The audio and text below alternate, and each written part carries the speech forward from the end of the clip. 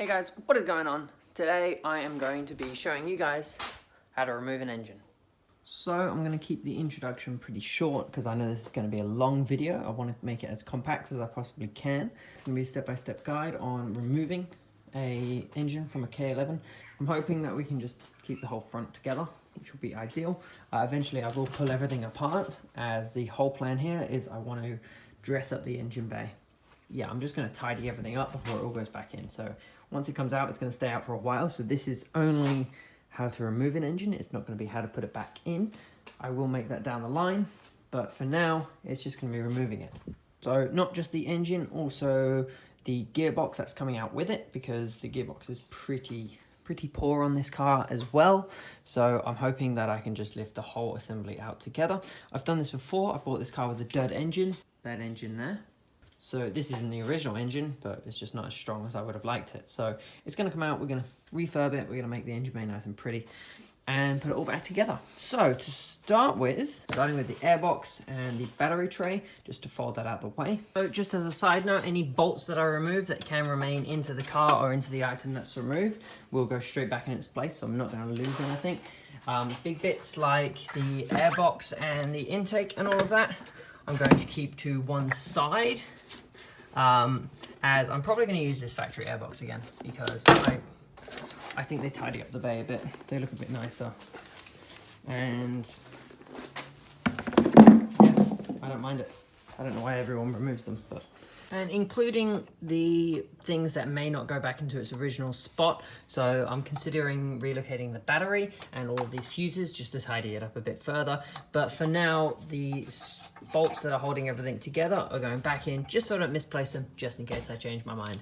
Alrighty, I went ahead and removed the bonnet, just makes it a bit simpler. I've also gone ahead and detached the main pipe here, which will be in the way. One last thing that I think I can start doing now is thinking about the loom. As I said, I'm considering moving all of this stuff behind the firewall, which is a task in itself, but there is a sub-loom on the engine which runs under the intake manifold.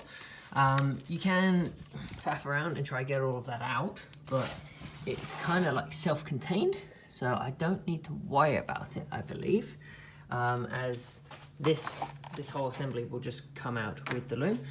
The only thing that is attached to the car side is this over here.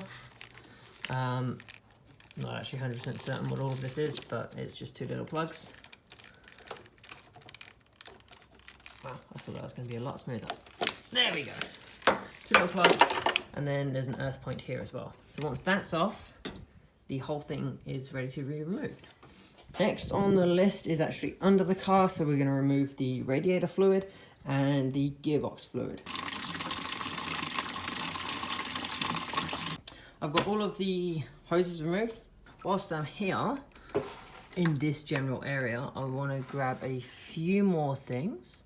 So there is a hose clamp here, which holds this to the firewall here.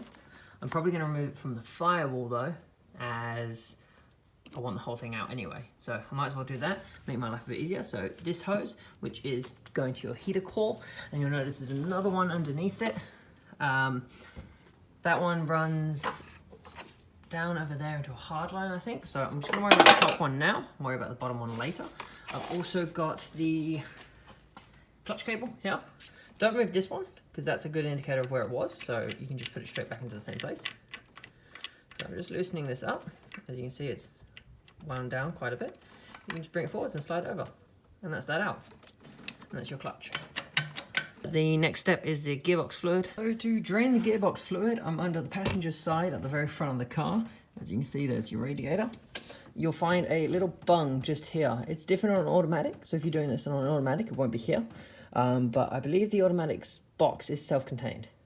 So I don't think you need to drain the fluid to keep the drive shafts out. I could be wrong though. Check that first. But this here is just a 1/4 inch or a 1/2 inch drive. I've already loosened it up with a rail gun, and it should just unscrew. And there it goes.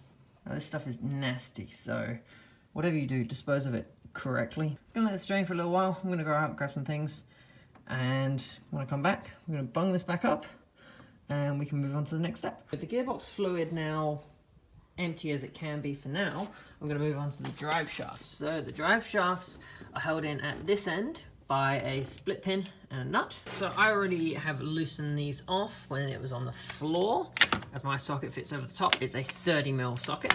Remove the split pin. That's going to be discarded, so don't save it. And then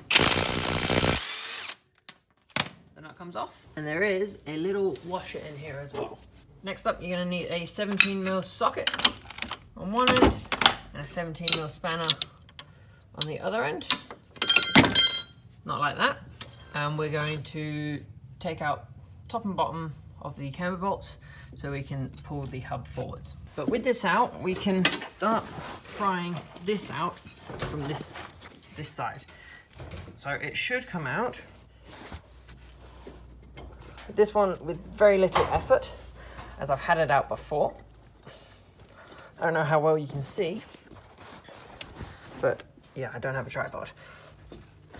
But in one shot, there's the drive shaft pried from the hub. So now we've got to worry about that up there. Alrighty, so there's the drive shaft we moved on the passenger side, and it mounts the gearbox up here. Now you'll see here there's a bit of a gap. Sorry, I'm doing this all backwards. You want to get a pry bar or something in here. I don't have a pry bar, I've just got a screwdriver. We want to pop this drive shaft out. It does take a bit of fettling, and I'm going to use the other hand to start pulling it out, but it should just pop out. I found it best to spin this one. So spin the drive shaft with one hand and start popping it around on the sides on each with the pry bar. So now that's popped out, it should just slide right out like that. And don't forget your washer and nut so you don't misplace them. And put the drive shaft somewhere safe. Alrighty, so I've dropped the driver's side hub out exactly the same way by dropping off the top camber bolts, pushing it out from underneath, and then I've reinstalled the camber bolts. So this one's a little bit trickier, but Nissan have been kind to us. So you see this little notch here? Just in here, sorry, one hand again. That there is so we can pry it out. It's specifically cut in there so we can pry it out. So there we go. I think I managed to get it on camera. See, you can see it split here. And the whole thing just slides right out. Ugh. Again, I'm gonna need two hands for this. So that's two drive shafts successfully removed. So that's all the running gear out. Everything else is bolted to the car. So, what's next on our list? The gear select lever here, just one bolt for the top. Nice and simple, that goes straight into the box. So that's a 12 on the bottom, I believe it's 12 on the top. Span on top, socket on the bottom, rattle that one off. Whilst we're under here, I also want to get the exhaust mounts off. So you've got two 14s, one on either side. I want to remove this bottom cross member. You don't have to remove this to get the engine out, but I'm going to remove it anyway because it will make life a little bit easier for us, and it's not actually that hard to remove. So you've got the front mount for the engine steady, and then you've got the back mount for the engine mount. So again, 14mm, that goes all the way through to sway arm here. So that's just a stabilizer for everything. Two 14mm at the front and two 17mm at the rear. So I'm gonna go ahead, undo this one, and then I can drop this whole cross member out. So I'm gonna go ahead and do that, and these two over here as well. Alrighty, with that one dropped out of the way, the whole engine shifted forwards a little bit. So that's what those are for. It's not gonna drop, don't worry, it's still on the mounts here and here. But we're actually not far from getting this thing out now. So the exhaust is off. I couldn't fit the exhaust bolt back on, so they're over there. As I said, that bottom mount's out. So we need to worry about fuel lines, throttle cable, speedo cable, and the wiring. The speedo cable is actually nice and simple. I'm just going to loosen it off here, lift it up. That gives it enough slack.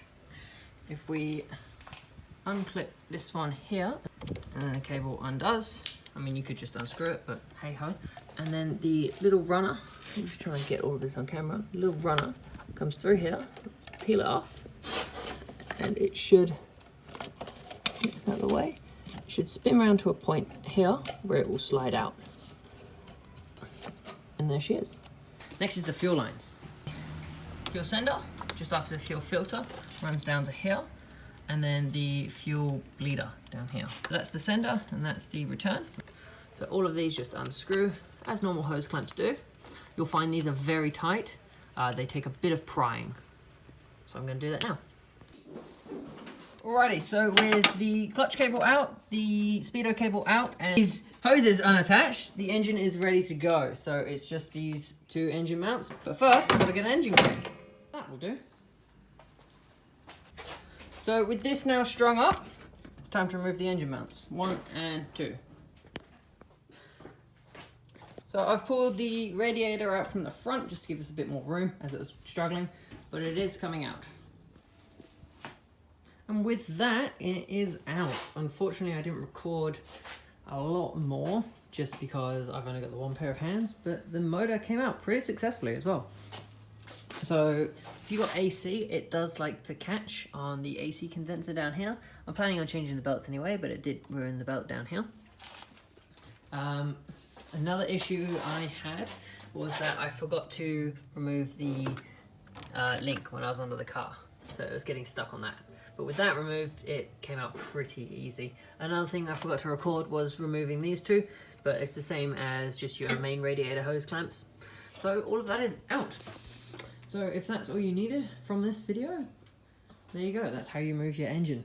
If you want to put an engine back in, it's pretty much the reverse. Drop the engine in onto your two main engine mounts. Drop it in, bottom up, and then you get your bottom mount in and then just reattach everything. The wiring loom on this side, it was unplugged, and then that's a whole sub loom which is on the actual engine, so we don't need to do anything to that. If you've got another engine with this sub loom on already, just drop it straight in. If not, it's as simple as removing this one, putting it all back on, and whacking it in. The other half of the loom is your fuse boxes and whatnot. So all of this is all plugged into what you see over there. The only things that need to be brought forward into the engine bay, because I'm planning on relocating this, but the only things that need to be brought forwards are these two, which go into your main battery, so it's your main power feed, and your headlight ones, wherever they might be.